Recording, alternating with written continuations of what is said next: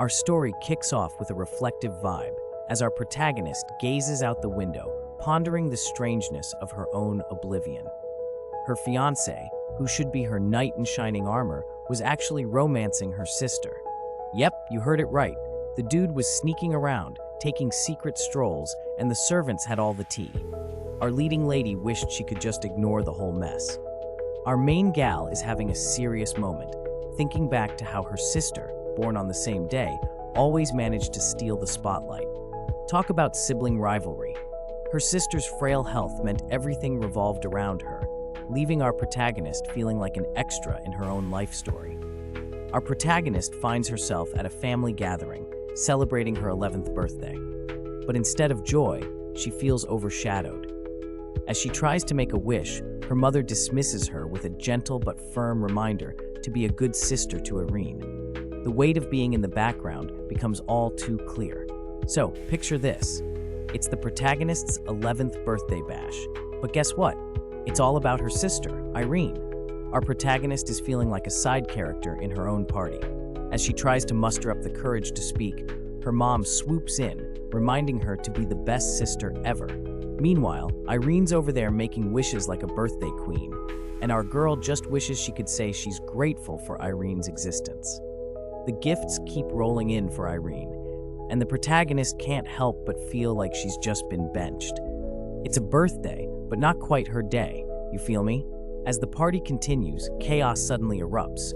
Someone named Riel collapses and everyone jumps into action, leaving our protagonist standing there like a forgotten party favor. The scene is all about Irene again, as she's scooped up and whisked away, leaving our girl feeling even more invisible.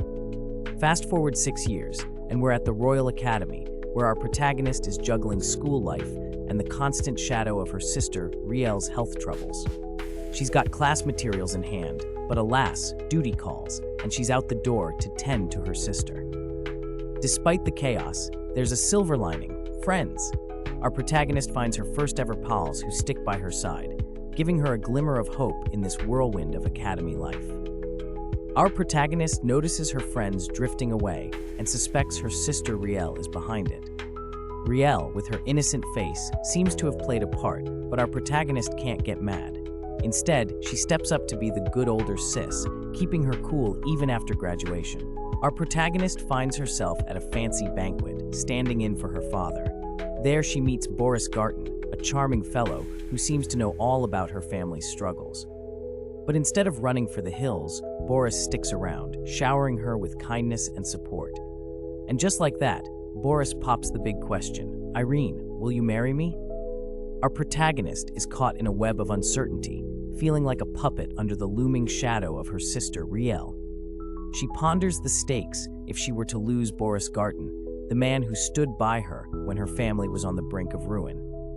Her mind races back to the rushed engagement ceremony, where Boris, ever the gentleman, promises to wait until she's ready, showing his respect and patience. Our protagonist is caught in a whirlwind of emotions as she stumbles upon her sister Riel and her own fiancé sharing a suspiciously cozy moment. With a mix of anger and disbelief, she questions their so-called innocence. Riel, looking a bit under the weather, tries to calm the storm, but our girl ain't buying it. "Do I look stupid to you?" she fires back, while Riel tries to convince her it's just a misunderstanding.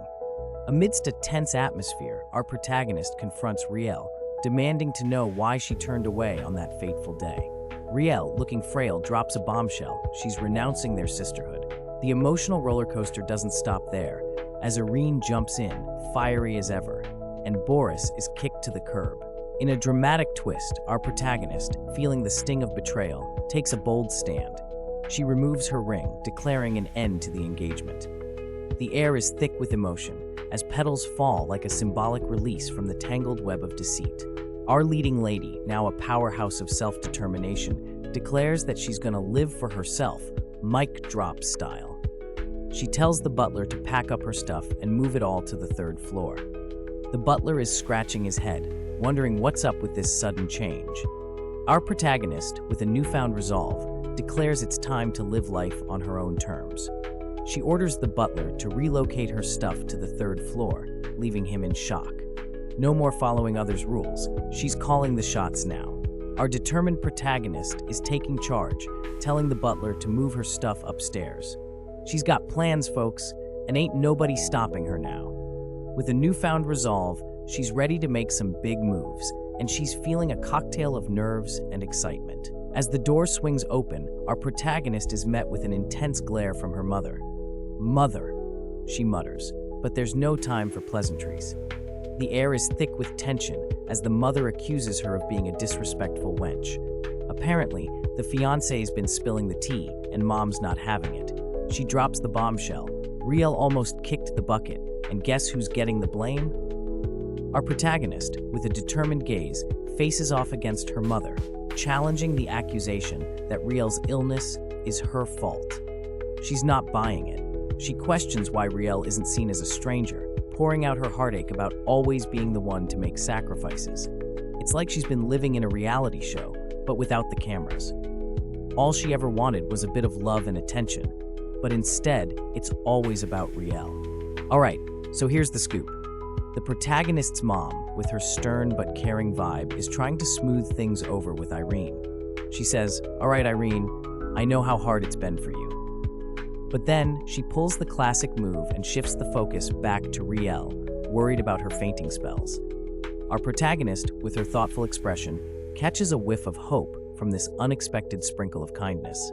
But there's a hint of something broken, like shattered glass, in her heart. Our protagonist takes a deep breath, planning to check on Riel later. Just as Irene is about to exit the scene, the protagonist's emotions burst out, leaving her in tears.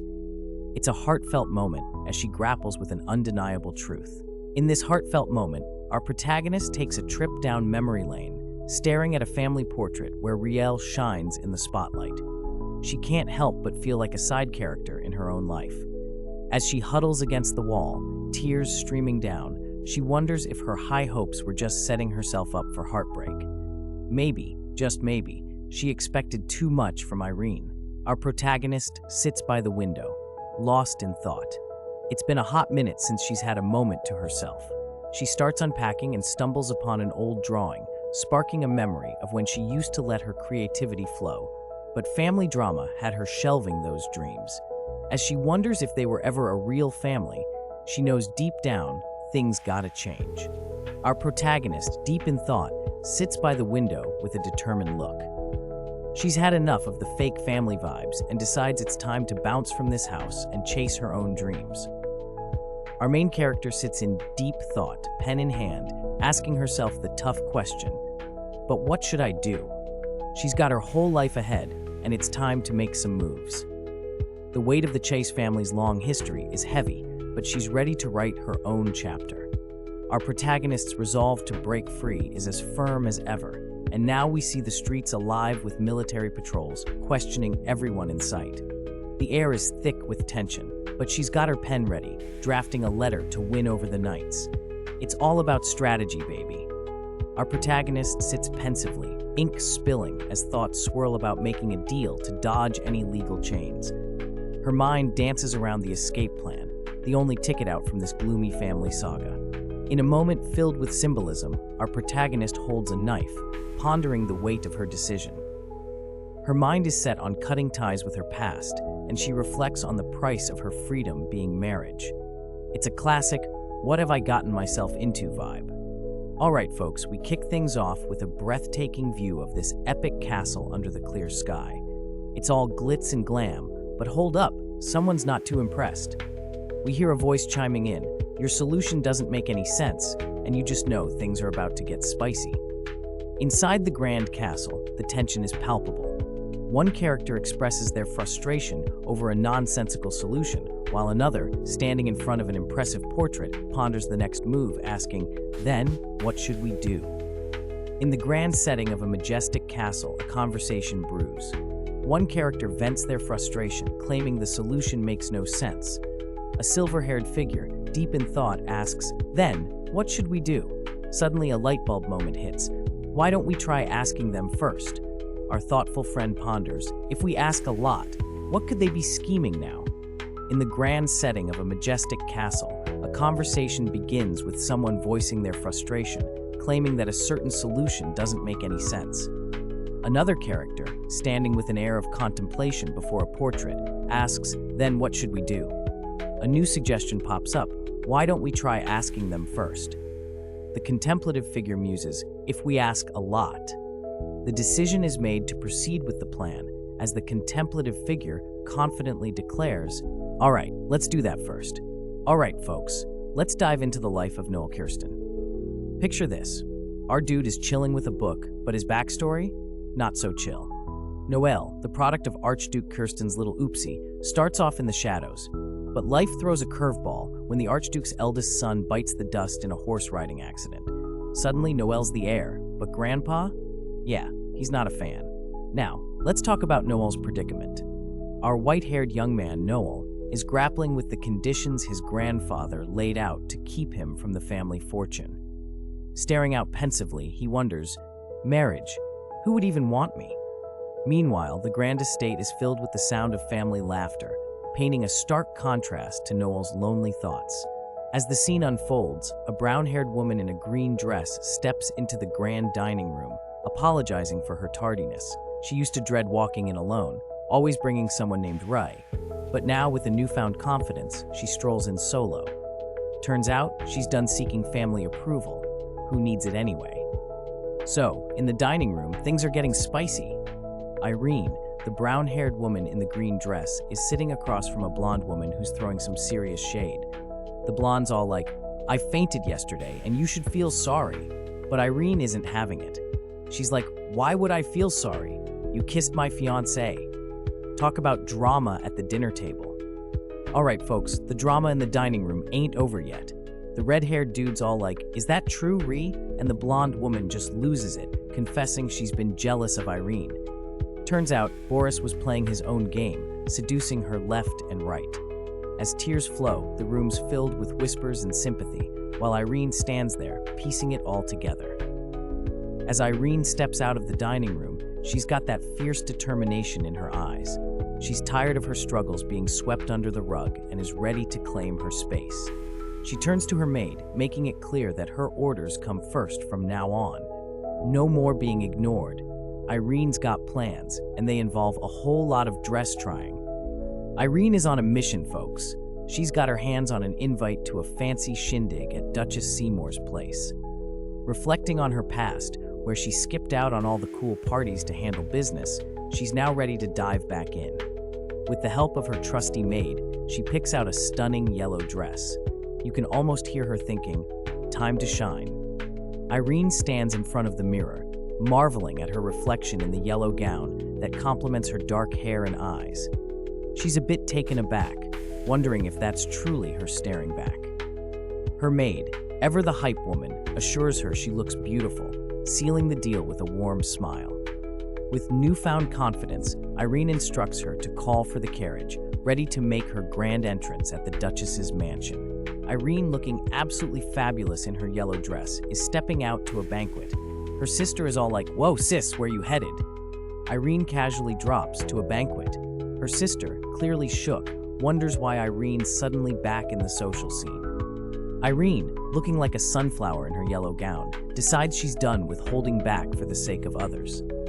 In the meantime, her enthusiastic sister wants to tag along, but a red-haired man, probably her father, steps in, reminding her about being careful. With a gentle nudge, he emphasizes her need to chill for now. Irene, rocking her stunning yellow dress, makes a bold move by telling her sister she doesn't need any help. With her heart pounding, she realizes it's her first time saying no to someone and looks forward to the freedom waiting at the Duchess's mansion. She's ready to break free from the past. Irene, strutting in her fabulous yellow dress, makes a bold declaration of independence, leaving her sister in the dust. With a heart full of anxiety and excitement, she takes her first steps towards freedom, dreaming big. Determined to make new friends and explore the outside world, she steps into her new life. As she enters, the world meets Irene Chase, the daughter of the Chase family, ready to take on whatever comes next. So this was all for this part. I hope you enjoyed this video, and don't worry, there's more to come. So make sure to subscribe and hit the bell icon to stay updated.